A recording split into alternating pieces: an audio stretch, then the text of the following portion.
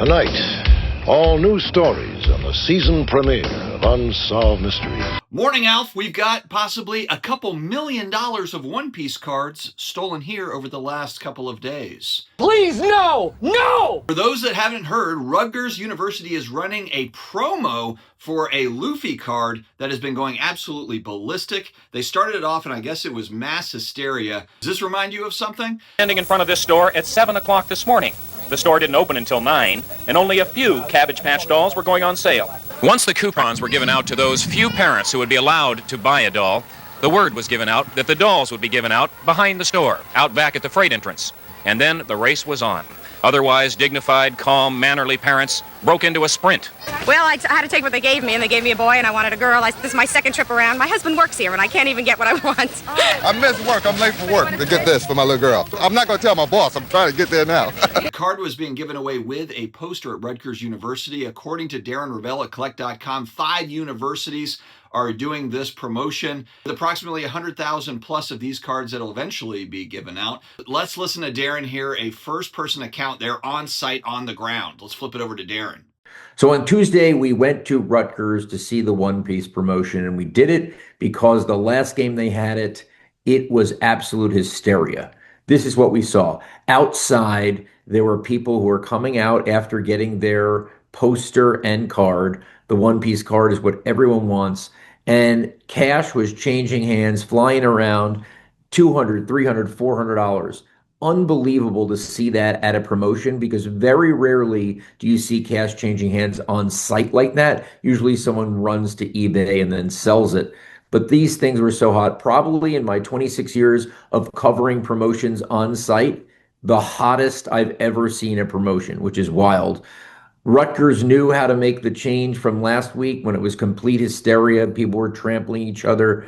They had these lines that you would go through to slow the whole process down. They opened up the arena 2 hours before instead of an hour 30. They did a good job, but it is amazing to see. And I think a part of this is where we are now in America in collecting.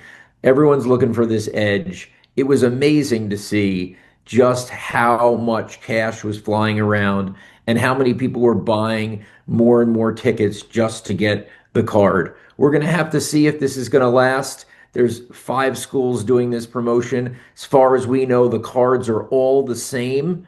And if they're to every single person in every single crowd on these particular games, there's going to be more than 100,000 of these. So we'll have to look as to how the quantity of these One Piece promotions affects the back end of eventually selling these in 2 to 3 months, even as they go to PSA to get graded. He raises a good point here. Ungraded cards selling at $350, $375 at time of recording.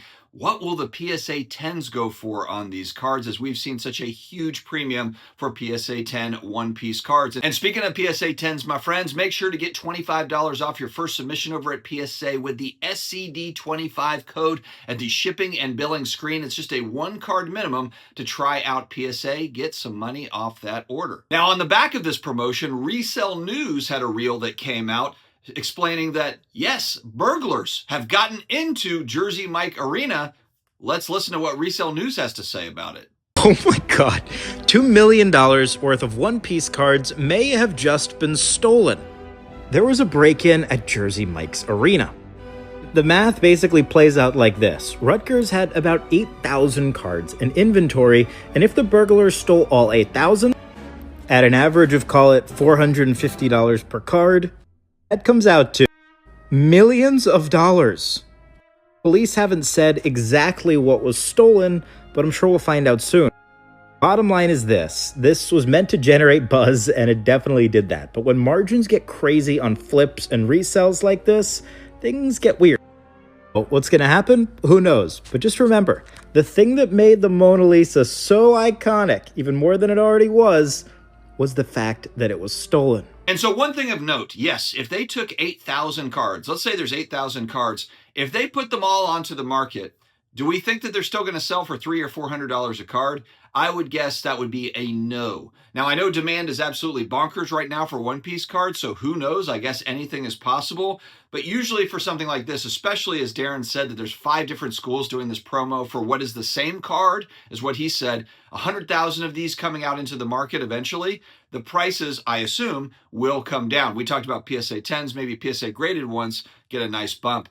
But these are probably short-lived gains here. If you're somebody that's coming in and getting that promo for free and looking to sell it, there's no guarantee that in the future the card will be more than $300 or $400. This might be the peak, especially, again, we have a limited supply that's selling on eBay right now with more and more supply coming. And if there are burglars that literally took 8,000 of these cards, are they going to put 5,000 of them onto eBay at one time? That's a quick way to crash the market for sure for this particular promo. One thing is for certain, one-piece cards are the story of 2026 so far. I also buy a lot of sealed Pokemon cards, and I've added in quite a bit of one-piece here over the last couple of weeks just to diversify my TCG holdings. So much excitement around the show, the anime, trading card game set. But with all of that, with that said, also means increased crime around this space, whether it's TCG cards, whether it's sports cards. We've seen break-ins at shops. It feels like break-ins at shops are becoming more of the norm now. It used to be that you'd hear about this sort of thing every once in a while, and now Los Angeles especially has been hit hard with break-ins here over the last couple of months.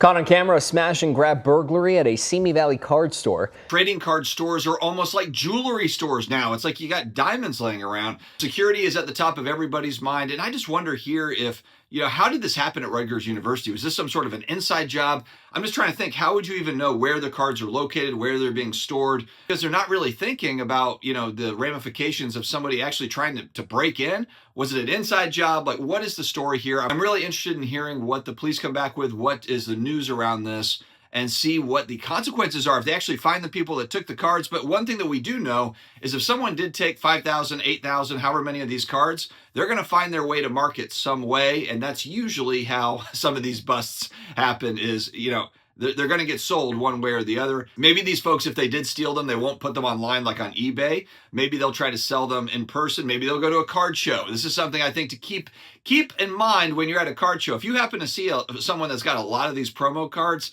it might just not be a coincidence.